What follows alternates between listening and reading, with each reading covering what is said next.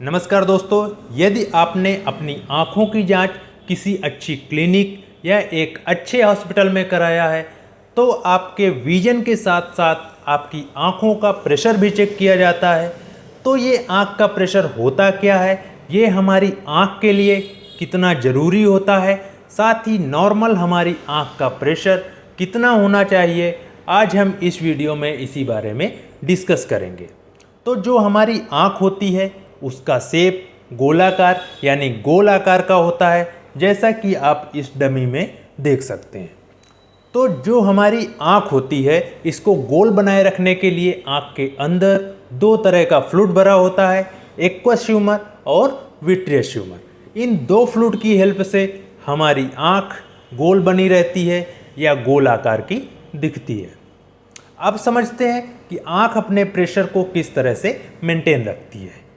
तो जो आँख के अंदर फ्लूइड भरा होता है वो एंटीरियर चैम्बर में आँख के आगे की तरफ एक्वस ह्यूमर भरा होता है और आँख के पीछे साइड पोस्टीरियर चैम्बर में विट्रियस ह्यूमर भरा होता है। तो जो आँख के अंदर आगे साइड में फ्लूइड भरा है एक्वस ह्यूमर, वो हमारा सिलरी बॉडी में बनता है। सिलरी बॉडी आँख का एक पार्ट होता है। जो आँख का फ्लूइड एक्वस ह्यूमर है वो सिलरी बॉडी में बनता है और आँख के एंगल ऑफ एंटीरियर चैम्बर के थ्रू, यानी जिसे हम ट्रेबेकुलम मेशवर्क बोलते हैं, उसके थ्रू ये बाहर निकल जाता है, आउटफ्लो हो जाता है और हमारे ब्लड में चला जाता है। तो जितना फ्लूइड हमारी सिलरी बॉडी में बना उतना ही फ्लूइड आउटफ्लो होकर के बाहर चला गया। इसी रेशियो के थ्रू हमारी आँख अपना प्रेशर मेंटेन रखती है। अब यदि आपकी आँख का प्रेशर बढ़ जाए तो क्या होगा? यदि आपकी आँख का प्रेशर बढ़ जाता है यानी आपका आउटफ्लो तो कम हो गया, बाहर निकलना कम हो गया और बन ज़्यादा रहा है तो भी आपका प्रेशर बढ़ जाता है, या बाहर निकलने का रास्ता पूरी तरह से ब्लॉक हो गया तब भी आपका फ्लूइड ज़्यादा होने लगता है और आपका प्रेशर बढ़ जाता है। तो इससे होता क्या है? तो यदि आपका प्रेशर लंबे समय तक बढ़ा हुआ रहता है तो आपकी आंख में ग्लूकोमा यानी काला मोतिया, कार्नियल एडिमा, कार्निया में स्वेलिंग, इस तरह की समस्याएं आने लगती हैं। और ये समस्याएं इतनी ज़्यादा खतरनाक होती हैं कि ये आपके विजन को, आपके रोशनी को पूरी तरह से ख़त्म कर सकती हैं और आप पूरी तरह से अंधे भी हो सकते हैं। अब यदि आपकी आँख का प्रेशर कम हो गया तो क्या होगा? यदि आपकी आँख का प्रेशर कम हो गया तो आपकी आँख शेप नहीं मेंटेन रख पाएगी, वो सॉफ्ट हो जाएगी। दूसरा, आपका लो प्रेशर ग्लूकोमा की भी प्रॉब्लम हो जाती है।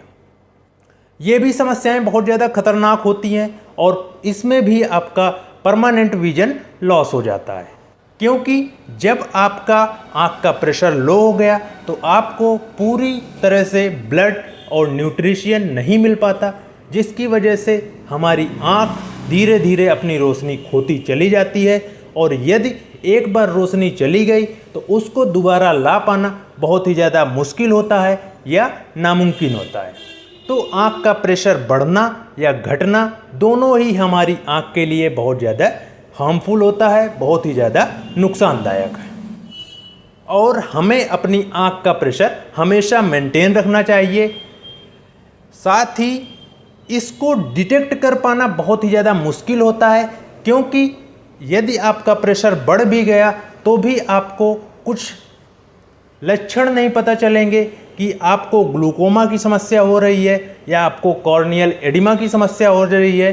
कभी कभी होता क्या है कि यदि आपकी ग्लूकोमा की समस्या में यदि आपकी आँख का प्रेशर बढ़ रहा है तो आपको आँख में पेन, आँख में ईचिंग, स्वेलिंग, या फिर आपको हैलोज, किसी भी लाइट को यदि आप देखते हैं तो उसके चारों तरफ कलर्ड हैलोज वो आपको दिखाई देने लगते हैं।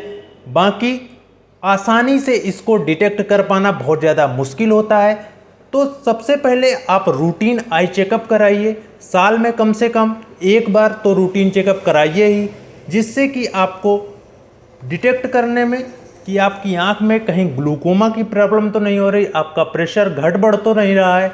इसको आप आसानी से पता कर पाएंगे और अपनी आँख की रोशनी, आप अपना विजन बचा पाएंगे। अब यदि बात करें कि आँख का प्रेशर कितना होना चाहिए, तो जो नॉर्मल आँख का प्रेशर होता है वो 10 to 20 mm/Hg, ये आपकी नॉर्मल आँख का प्रेशर होता है।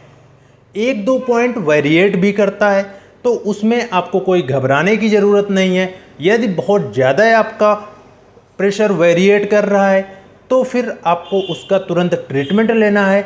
अगर समय रहते इसका इलाज हो गया तो आपकी रोशनी पूरी तरह से बच जाती है, आप इन बीमारियों से हमेशा के लिए बच सकते हैं। अगर समय रहते इसको डिटेक्ट ना किया या आपने इलाज कराने में देरी कर दी तो फिर आपकी आँख की रोशनी पूरी तरह से जा सकती है, और यदि एक बार रोशनी चली गई तो वो दोबारा नहीं आती। उम्मीद है कि आप इस वीडियो में अच्छे से समझ गए होंगे कि आँख का प्रेशर क्या होता है, इसको मेंटेन रखना कितना ज़रूरी होता है, नॉर्मल आँख में कितना प्रेशर होना चाहिए।